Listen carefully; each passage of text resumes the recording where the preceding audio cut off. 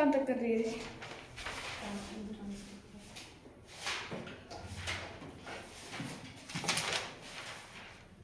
Transitive और intransitive verb कर लिए थे।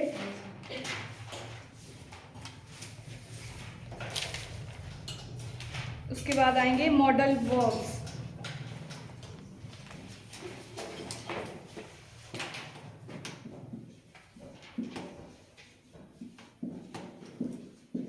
मॉडल वर्ब्स कैसे वर्ब होते हैं? ऑक्सिलरी। लिखेंगे मॉडल वर्ब्स में ऑलवेज, ऑलवेज, ऑक्सिलरी, वर्ब, और ये as a helping verb use होते हैं। ठीक है, जैसे एग्जाम्पल है he will do the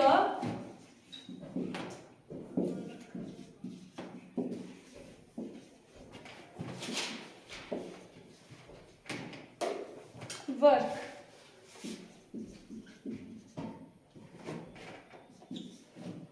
next है he can do the work.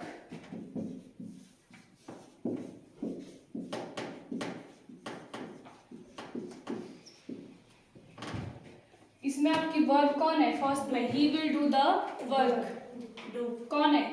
Do first verb. ये कौन सी वर्ब है? फर्स्ट कौन सी वर्ब है? वर्ब के टाइप बताए थे ना, हेल्पिंग वर्ब और मेन वर्ब। मेन वर्ब में क्या होता है? जिसमें एक्शन होता है। और हेल्पिंग वर्ब में क्या होता है? जो बताता है, स्टेट बताता है कि काम हो रहा है, होगा या क्या होगा। तो ये है आपकी मेन वर्ब। और विल क्या है? Helping verb. ये है आपकी हेल्पिंग वर्ब। अब सेकंड में ही कैन डू द वर्क। अब इसमें वर्ब कौन कौन है? डू है वर्ब, डू है वर्ब मेन वर्ब, और कैन है हेल्पिंग वर्ब। हेल्पिंग वर्ब, और कैन और क्या है? ये मॉडल वर्ब। मॉडल वर्ब भी है। तो यही बोला कि जो मॉडल वर्ब है वो as a helping verb use होगी। नेक्स्ट है ही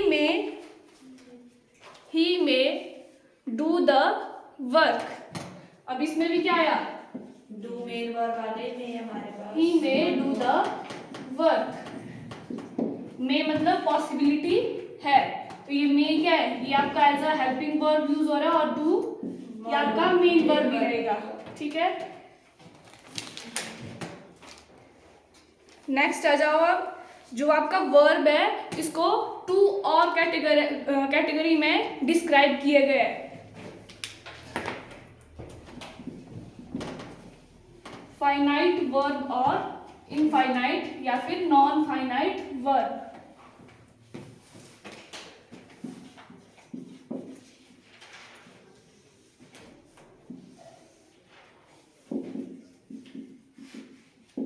फाइनाइट वर्ब और इनफाइनाइट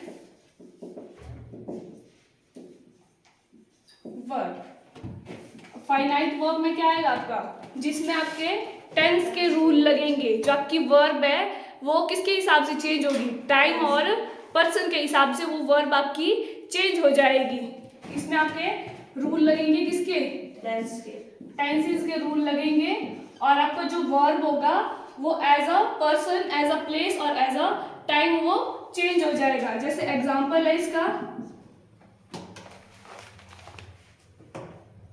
ही स्पोक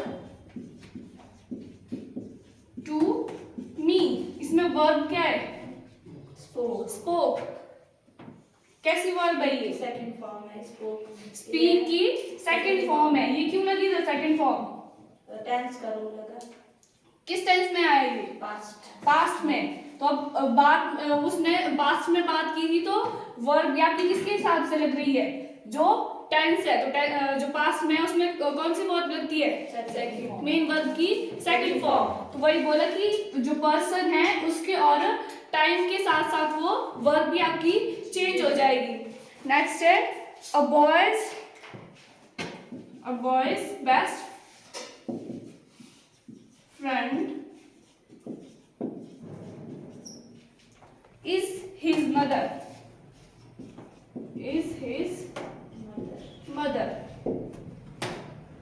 अब इसमें क्या है? वर्ब बेस्ट है। बेस्ट कैसे है? इसमें कोई काम हो रहा है? बेस्ट तो सिर्फ बता रहे हैं, बेस्ट फ्रेंड है, बहुत अच्छी है हमारे पास हेल्पिंग वर्ब। इज है आपके पास वर्ब, और वो किसको देख कर लग रही है? बॉय बॉय को। A boy's best friend is his mother. एक लड़के की बेस्ट फ्रेंड कौन होती है? उसकी मदर। तो ये बॉयज के लिए लगा यहाँ इज। अगर आपका सब्जेक्ट सिंगुलर है, पर्सन सिंगुलर है, तो वर्ब भी कौन सी लगेगी? सिंगुलर। नहीं तो आप ऐसा पूछ सकते हैं यहाँ इज क्यों लगा, यहाँ आर भी लग सकता है, ठीक है? तो क्यों लगा इज? बॉय है, ये सिंगुलर है, तो वर्ब भी आपकी सिंगुलर यूज होगी। नेक्स्ट है they rob the bank. They rob the bank. इसमें क्या है? वर्ब। वर्ब रॉब्ड कौन सी फॉर्म में? किसमें? किस टेंस में? ये भी पास्ट में। तो ये कैसे लगा आपको पता कि पास्ट में होगा? ये हमें फॉर्म दी हुई है, फर्स्ट फॉर्म, सेकंड फॉर्म और थर्ड फॉर्म। फर्स्ट फॉर्म किस लिए होती है? प्रेजेंट के लिए। सेकंड फॉर्म पास्ट के लिए। और थर्ड जो भी है मतलब फ्यूचर, या फिर आपकी जो थर्ड फॉर्म है वो आपकी इस थर्ड फॉर्म और सेकंड फॉर्म आपकी सेम भी होती है कभी कभी, ठीक है? तो यही है, मतलब आपका जो फाइनाइट वर्ब है उसमें आपके टेंसेस के रूल लगते हैं। अब आ जाओ इनफाइनाइट वर्ब।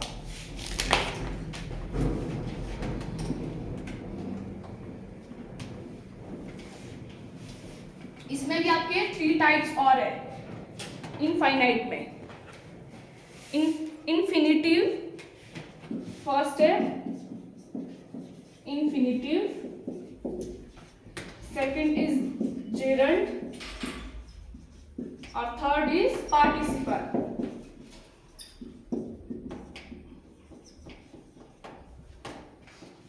इन्फिनिटिव, जेरंड और पार्टिसिपल। अब आपके पास वर्ब होती है, ठीक है? उसकी क्या बोला हमने कि फॉर्म्स होती है, first form, second form, third form. First form में क्या होता है? जो जिस स्टेट में है वही हुआ, मतलब फर्स्ट जो फॉर्म होती है उसमें कोई चेंज नहीं होता है। सेकंड फॉर्म में ईडी लग जाता है, मतलब उसमें चेंज हो जाता है। और थर्ड में भी कभी कभी वो सेम भी रहती है और कभी चेंज भी हो जाती है। तो वही है, लिखेंगे अब मेन वर्ब है फर्स्ट फॉर्म, सेकंड फॉर्म और थर्ड फॉर्म। जो आपकी मेन वर्ब होती है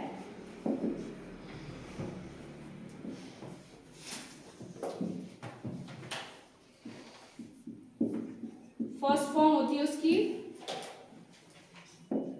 second form, third form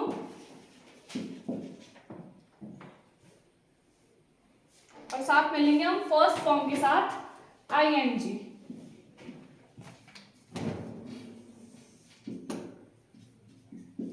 first form plus ING, ये हो गया। फर्स्ट फॉर्म में क्या होता है? सिंपल जो होती है आपकी, जिस स्टेट में होते हैं वही उसी स्टेट में आपकी वर्ब रहती है, कोई चेंज नहीं होता। सेकंड फॉर्म में या तो आपका ईडी लग जाता है और थर्ड फॉर्म में भी सेम ऐसा ही होता है। और लास्ट बोल हमने जो आपकी मेन वर्ब है फर्स्ट फॉर्म, उसके साथ आईएनजी लग जाएगा। अब जो आपकी फर्स्ट फॉर्म है मेन वर्ब के साथ अगर आईएनजी लग जाएगा तो ये क्या बन जाएगा? आपका जीरंड। ये बन जाएगा आपका जीरंड। मेन वर्ब के साथ आईएनजी, ये बन गया आपका जीरंड। अब इसमें और क्या था? इन्फिनिटिव। इन्फिनिटिव कैसे बनेगा?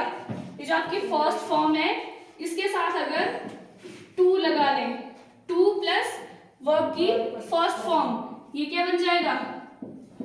Infinitive verb. Infinitive verb. इसमें देखो इन्फिनिटिव में example, I want to study.